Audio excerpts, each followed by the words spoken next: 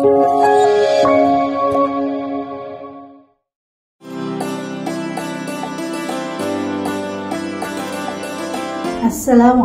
warahmatullahi wabarakatuh. Pemirsa yang dirahmati Allah, Ramadan adalah bulan penuh kemuliaan. Di dalamnya banyak dijanjikan pahala dan ladang amal soleh. Tentunya siapapun ingin mendapatkan pahala tersebut, tak terkecuali laki-laki maupun perempuan. Bahkan dalam Islam, melakukan amal soleh, yaitu perbuatan baik dan bermanfaat bagi dirinya maupun bagi orang lain, tidak dibeda-bedakan bagi jenis kelamin tertentu, baik lelaki maupun perempuan, termasuk dalam hal pahala atau ganjaran atas amal soleh tersebut. Semua mendapatkan hak yang sama. Dalam surat An-Nahl ayat 97, "Man amila sholihan min dzakarin aw unsa wa huwa mu'minun falanuhyiyannahu hayatan thayyibatan walanajziyannahum ajrahum bi ahsani ma kanu ya'malun." Yang artinya, siapa yang mengerjakan kebajikan, baik laki-laki maupun perempuan, sedangkan dia seorang mukmin, sungguh kami pasti akan memberikan kepadanya kehidupan yang baik dan akan kami berikan balasan dengan pahala yang lebih baik dari apa yang selalu mereka kerjakan. Hak ganjaran dan kesempatan beramal soleh yang bisa didapat oleh laki-laki baik sebagai ayah, suami maupun anak juga bisa didapat oleh perempuan baik sebagai ibu, istri maupun sebagai anak.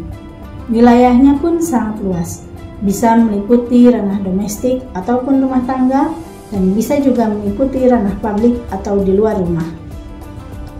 Pemirsa yang dirahmati Allah, selama ini banyak yang berpandangan bahwa ranah domestik adalah wilayah perempuan, sumur, kasur, dapur, sedangkan wilayah publik adalah wilayah laki-laki. Hal ini dilandasi alasan karena perempuanlah yang mendapatkan kodrat hamil, melahirkan, dan menyusui, sehingga tugas mengasuh, membesarkan, dan mendidik anak dianggap sebagai tanggung jawab perempuan, termasuk tugas dalam rumah tangga seperti menyapu, mengepel, mencuci, memasak, dan sebagainya. Sedangkan laki-laki karena memiliki tanggung jawab memberi nafkah, memenuhi kebutuhan keluarga, maka tugasnya adalah di luar rumah atau ranah publik. Padahal kenyataannya, berdasarkan hadis yang diriwayatkan dari Aisyah, ketika ditanya bagaimana Nabi SAW ketika di dalam rumah, Aisyah menjawab, "Kana yakunu fi mihnati ahlihi ta'ni khidmat ahli, wa idza hadaratis shalat kharaja ila shalat." Bahwasanya Nabi melakukan kerja-kerja pelayanan rumah keluarga ketika berada di dalam rumah. Jika datang waktu sholat, maka Nabi keluar rumah untuk melaksanakan sholat. Begitu pula perempuan pada masa Nabi.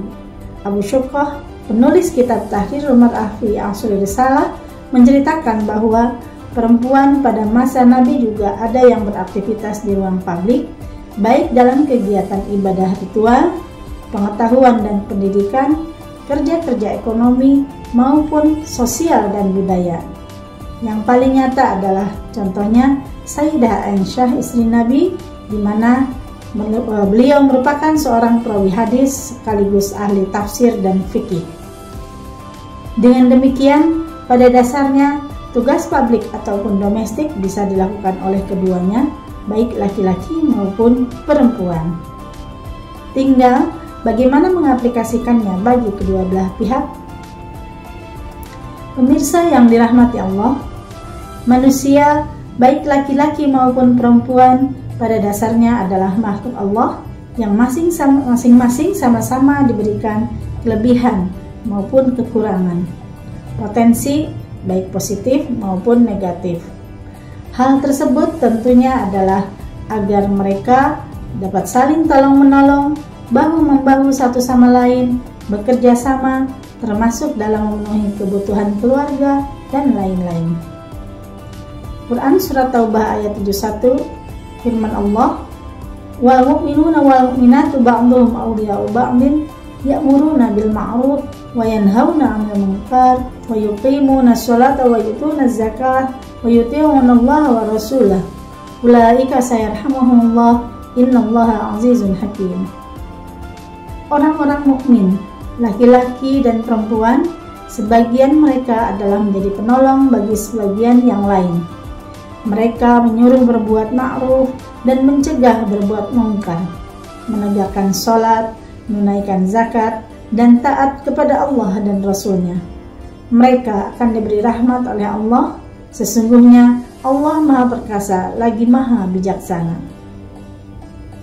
Dalam ayat tersebut terdapat kata aulia. Kata aulia adalah bentuk jamak dari kata wali. Secara harfiah, kata ini berarti dekat, sehingga menunjukkan makna teman dekat, teman akrab, teman setia, kekasih, penolong, sekutu, pelindung, pembela, dan pemimpin. Kata wali dan aulia ini dalam Al-Quran diulang sebanyak 41 kali dan maknanya berbeda-beda sesuai dengan konteks ayat. Termasuk tolong menolong yang ada dalam ayat tersebut adalah menyuruh mengerjakan yang ma'ruf, mencegah dari yang mungkar, mendirikan sholat, menunaikan zakat, mentaati Allah dan Rasul-Nya. Yang semuanya dapat dilakukan baik di ranah publik maupun domestik, dan semuanya menjadi amal soleh. Oleh karena itu, maka laki-laki dan perempuan dapat saling membantu, menolong, dan bekerja sama satu sama lain, baik di ranah publik maupun domestik dengan berbagai peran sesuai dengan kapasitas dan kemampuannya masing-masing.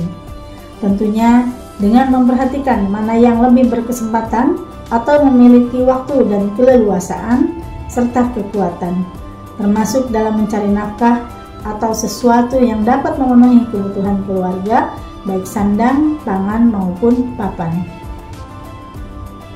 Maka laki-laki bisa mengerjakan pekerjaan rumah tangga dan perempuan pun bisa mengerjakan pekerjaan di luar rumah, asalkan semuanya bisa dibicarakan bersama-sama, dilandasi dengan rasa saling memahami satu sama lain serta saling ridho, sehingga di rumah tidak ada yang santai-santai sementara pihak lain bekerja keras mengurus rumah tersebut.